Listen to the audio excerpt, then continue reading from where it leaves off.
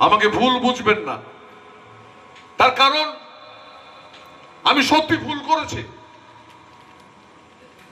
নিশ্চিত ইচ্ছা কিন্তু ভুল নয়। আমি সেদিন তৃণমূল কংগ্রেস আমাকে ব্যবহার করার জন্য নিয়ে গিয়েছিল, এটা আমি বুঝতে পারিনি, এটা আমার ভুল হয়েছে। ভুল একবারের থেকে যদি দুবার হয় সেটা অপরাধ হয়, ভুল একবার সেটা কখনো অপরাধ নয়। আমি ভুল করেছিলাম, কিন্তু আমি অপরাধী নই, আমি অপরাধ করিনি, আমি ভুল করেছিলাম। প্রকাশ্য সভা থেকে ক্ষমা চাইলেন টিকিট না পাওয়া সদ্য প্রাক্তন বাদুড়িয়া তৃণমূল বিধায়ক কাজী আব্দুর রহিম। তৃণমূলের টিকিট না পেয়ে কংগ্রেসে যোগ দিয়ে কংগ্রেসের প্রার্থী হয়েছেন বাদুড়িয়ার টিকিট না পাওয়া সদ্য প্রাক্তন তৃণমূল বিধায়ক কাজী আব্দুর রহিম। তিনি প্রকাশ্য সভা থেকে বলেন, আমাকে ভুল বুঝবেন না, সত্যি আমি ভুল করেছি। সেদিন তৃণমূল কংগ্রেস আমাকে ব্যবহার করার জন্য নিয়ে গিয়েছিল, এটা বুঝতে পারিনি, আমার ভুল হয়েছে, ভুল শুধরে নিয়েছি। একটা সরকারের ক্ষমতায় এসে আমি কিছু করতে পারিনি, আমাকে ক্ষমা করবেন। কাজী আব্দুর রহিম তার মন্তব্যের ব্যাখ্যা দিয়ে বলেন, আমি 57,000 ভোটে জিতেছিলাম, আমি বাদুড়িয়া মানুষের জন্য কিছু করতে পারিনি। তৃণমূলে আমাকে নিয়ে যাওয়া হয়েছিল, যাওয়াটা নিশ্চিত আমার ভুল হয়েছিল। তৃণমূলে যোগ দেওয়াটা আমার ভুল হয়েছিল, তাই ক্ষমা চাইলাম। টিকিট না পাওয়া সদ্য প্রাক্তন তৃণমূল বিধায়ক বর্তমান কংগ্রেস প্রার্থী কাজী আব্দুর রহিমের মন্তব্য ঘিরে শুরু জোর রাজনৈতিক চর্চা। মন্তব্যের তীব্র সমালোচনা করেছে তৃণমূল, বিজেপি, বাম, আইএসএফ জোট।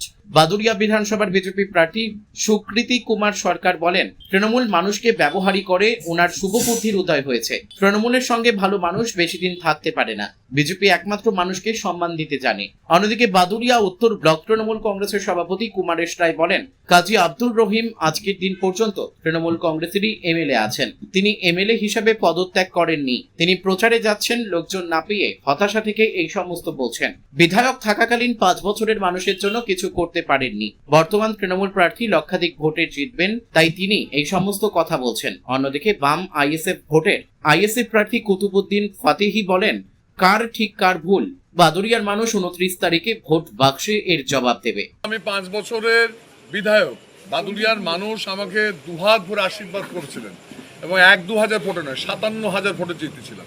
আমি বাদুড়িয়ার মানুষের জন্য সত্যি কিছু করতে পারিনি। তা আমার মনে হয়েছে যে তৃণমূলে আমাকে নিয়ে যাওয়া হয়েছিল, আমার এইটা যাওয়াটা আমার নিশ্চিত আমার একটা ভুল হয়েছিল। আমি সে কথাই বলেছি যে আমার কাছে তো অনেক কিছু আমি আশা করেছিলাম বাদুড়িয়ার মানুষের জন্য অনেক কিছু করব, কিন্তু আমার বিধায়ক প্রকল্পের উন্নয়ন প্রকল্পের টাকা ছাড়া আমি কিন্তু এই 3 কোটি টাকা ব্যয় করা ছাড়া আমার মনের মতন কিছু কাজ করতে পারি। আপনাকে ব্যবহার করা হয়েছে বললেন?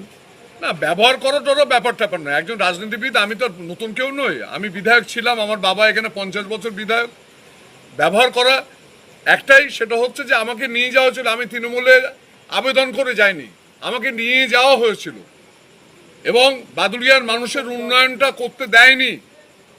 আমি যে স্বপ্ন দেখেছিলাম, আমার বাবা 5 বছরে সরকারে ছিলেন, 50 বছর প্রায় বিধায়ক ছিলেন, সেই 5 বছরে বাদুড়িয়ার মানুষের জন্য যা করেছেন, এই জেলার মানুষের জন্য যা করেছেন, সেটা একটা ইতিহাস।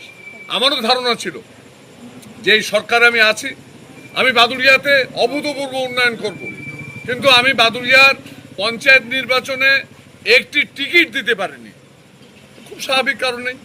এটা আমার ভুল হয়েছিল আশাটা, সেই জন্য ক্ষমা চাইলাম। দিলুদা ঠিকই বলেছেন, দিলুদা সুবুদ্ধির উদয় ঘটেছে, কেননা তৃণমূল মানুষকে ব্যবহারই করে, আর তাদের সঙ্গে কোনো ভালো মানুষ, শুভবুদ্ধি সম্পন্ন মানুষ বেশি দিন থাকতে পারবে না, কেননা তারা লুটেরাজ সরকার, তারা গুন্ডারাজ সরকার, এইসবগুলোই তারা করে। চোর ছ্যাঁচড়া যত কুখ্যাত কাজ তাদের মধ্যেই হয়। অতএব এখানে ভালো মানুষ কখনো থাকতে পারবে না। দিলুদা খুব ভালো কাজ করেছে।